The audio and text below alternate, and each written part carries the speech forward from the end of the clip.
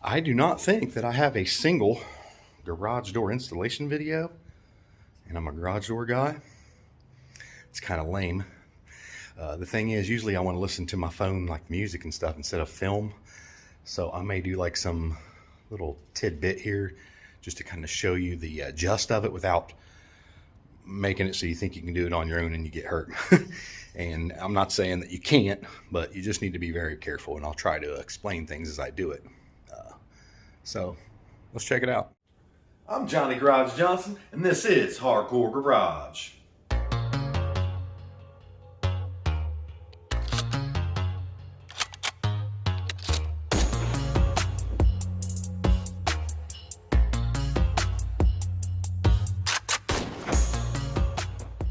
Here's the door we're working with. It's an old original wooden door. It does have torsion springs. Doesn't look like we have square hardware, which is good. Bolts kind of suck, through bolts, but we'll deal with it. Torsion system. And here's the new door. I have not opened it yet. In this box we have our hardware. Instructions.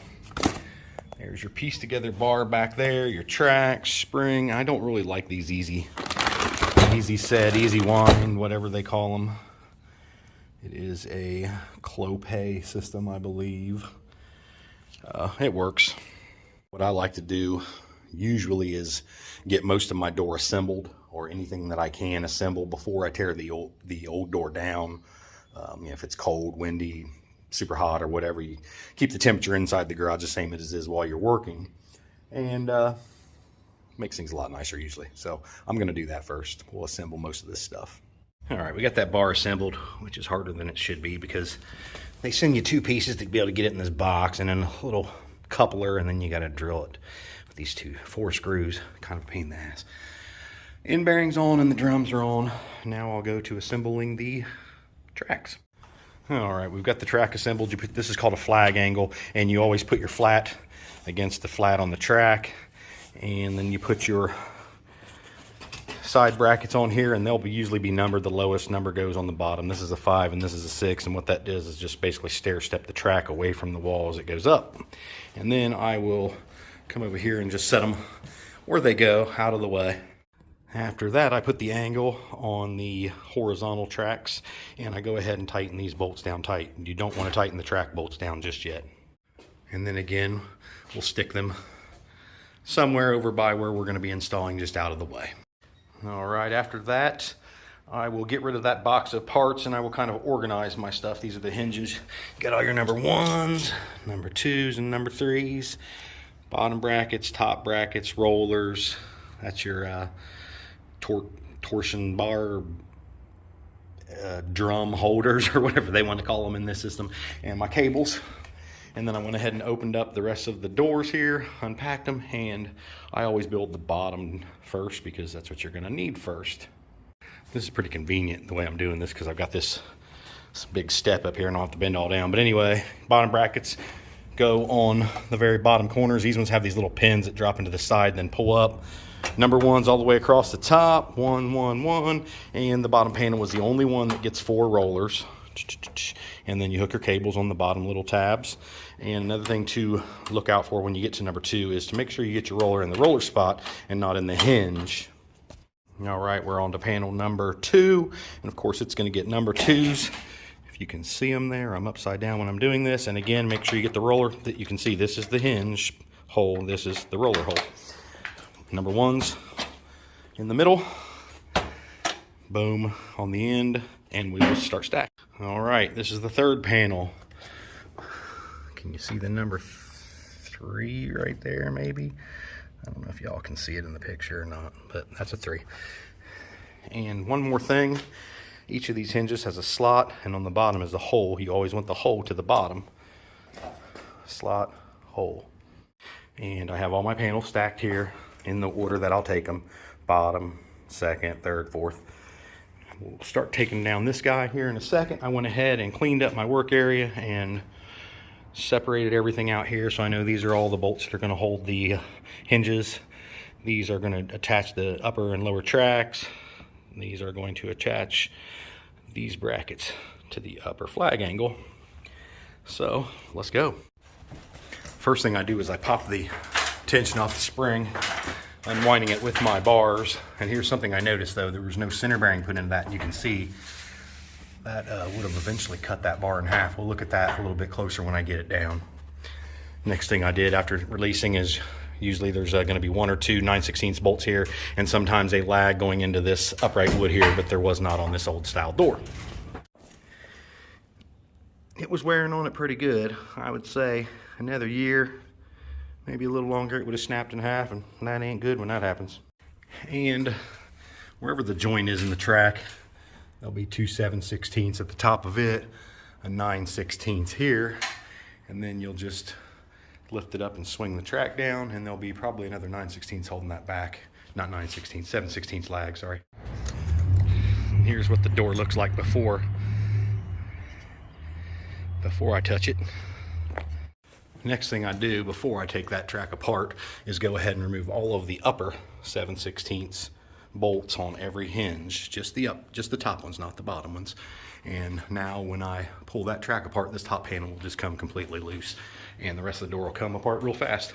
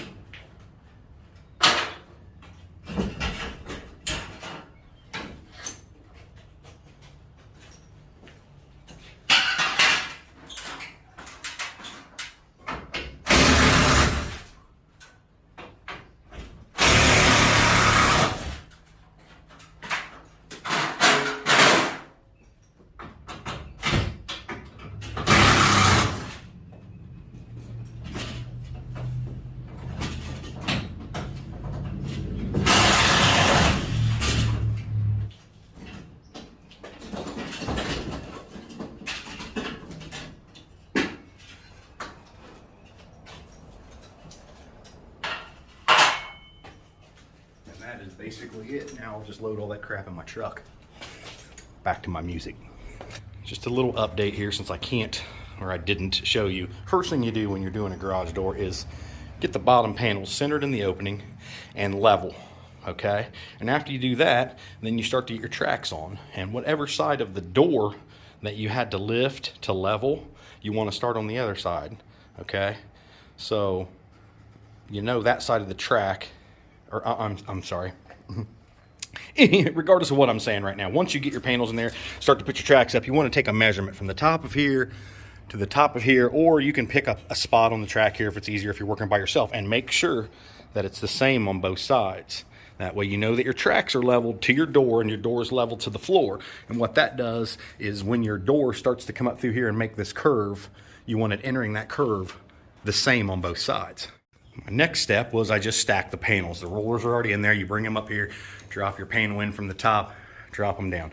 Can be a little tricky doing it by yourself, just trying to make sure you get them both in, not pull the roller out. And I don't tighten the tracks. The only thing I have in right now is I have my 2 bottom lags. The tracks are just kind of in here so I can still set them, because I want to make sure that my gaps, if you come over here and look, that's pretty close. You got to have a little bit of movement in your roller there. You don't want that roller bottomed out like that.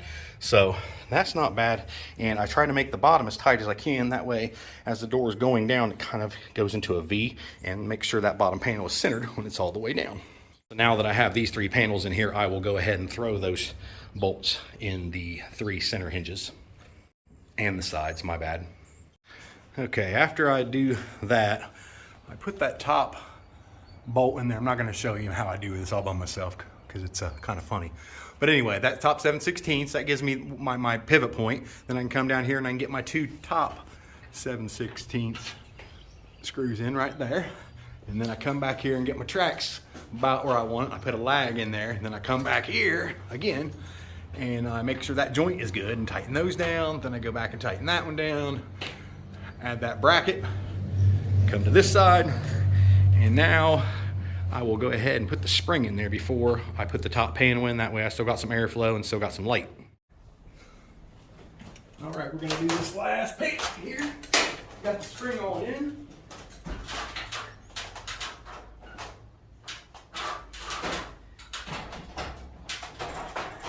Trying not to damage it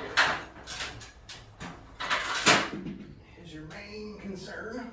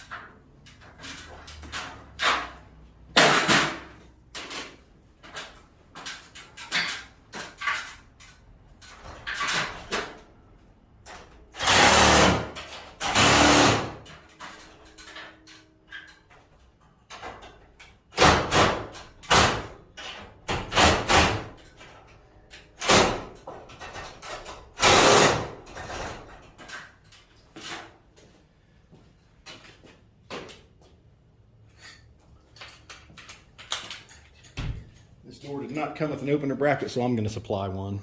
All right, we got her all up there, and the spring is wound. These springs are pretty easy to wind, even though I hate them. It's the auto wind there. That 7/16 bolt there winds the spring. You need 11 winds on one of these, whereas a traditional door, you're only going to get 7 on a 7-foot tall. Anyway, she's all working good. Got her back in business. Let's watch her go up and down one time. Fairly quiet, and they did not buy the weather stripping. I did suggest buying that, but this is a house that's getting sold, so I think they were just trying to spend what they needed to spend. The old door actually functioned pretty well, just had holes in it, and was letting cats in here, and you can smell the cat pee. And our finished product. A whole lot nicer than it was, guys. A whole lot nicer. Now, I wish I'd have had time to, well, it wasn't even really about time, it's just about, I need an external source of music while I work, and then I would have to go back in and take all of the sound out of the video so I don't get demonetized, and put YouTube approved music back in. But I hope you got the gist of it. It's really not super difficult to install a garage door, but there is some scientific method, if you want to say that, to some of it. That there is some technical stuff that really needs to be right in order for the garage door to operate, function properly as long as possible. Not too many people out there will admit they can't put a garage door up, but I've been doing this for 22 years, I believe, and I have never seen a contractor put a door up 100% right. So that'll tell you about homeowners. So no one does it right. They get the job done, and it functions enough so they can pull out with their truck and leave. So there you have it, guys. Hope you learned a little bit. Y'all follow, like, share, subscribe, comment, all that good stuff. Keep on trucking.